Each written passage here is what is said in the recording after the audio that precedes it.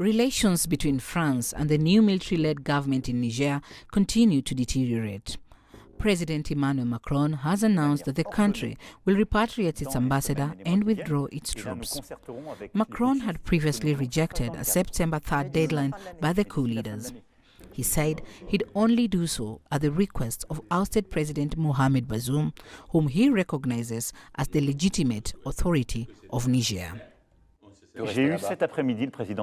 I spoke on phone to President Bazoum and told him that France has decided to bring back its ambassadors and several diplomats in the coming hours. We will also put an end to our military cooperation with the current Niger authority because they don't want to fight against terrorism anymore.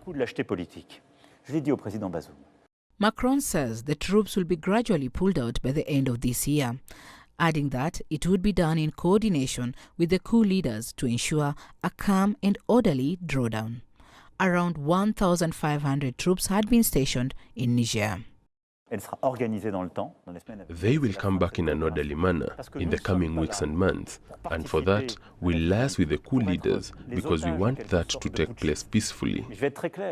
Anti-French sentiment in West Africa continues to be deeply rooted after a wave of coups in Mali and Burkina Faso also led to the exit of its troops.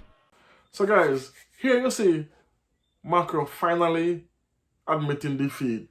And he's in this video he's saying, oh, he spoke to the ousted president and then he said he's gonna withdraw and blah blah blah blah blah. But that's not the reason he was forced to withdraw, because number one, don't forget, France was getting all their uranium from Niger, and they was just paying 80 cents per kilo when the value of it is over 200 euro per kilo.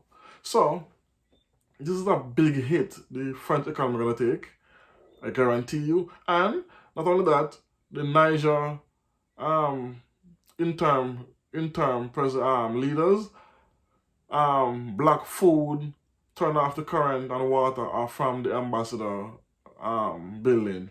So they couldn't get no food, they couldn't get water and light. So they was essentially waited out to see how long they could last without water and food and electricity. So now it's come to an end where they say, okay, they have to leave. And Nigeria have to pull away from the whole attack in Niger with France.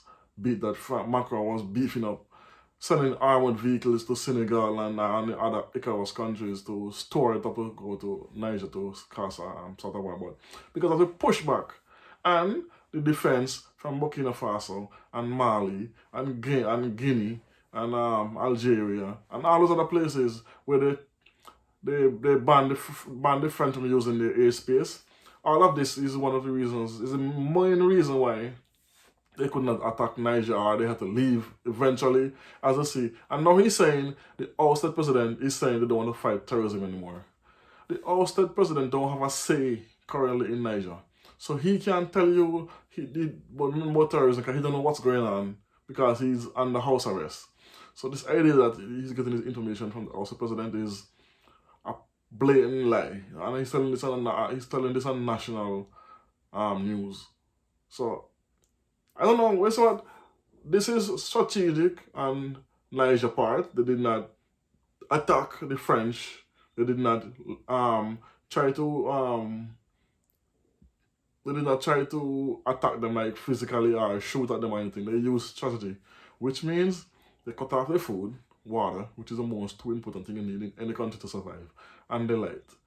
So they cannot get into there. You have to leave eventually. No care how stubborn you are, eventually you have to leave. And they finally get them to leave the country. So now Niger citizens are rejoicing that the French is finally out. They are already out of Mali, Burkina Faso, and Guinea. And remember, all of these countries are former French colonies, and there's some of and France is, if I'm not mistaken, is still minting over 14 countries in Africa's currency, which is the franc. I remember the French do away with the franc in France around almost 20 years now. They put on start to use euro. So I don't see why they are still minting African currency. And this is why Malema, or the South African parliamentarian, saying that Africa needs to have one currency, which is true, Because if Africa have one currency, it becomes more dominant.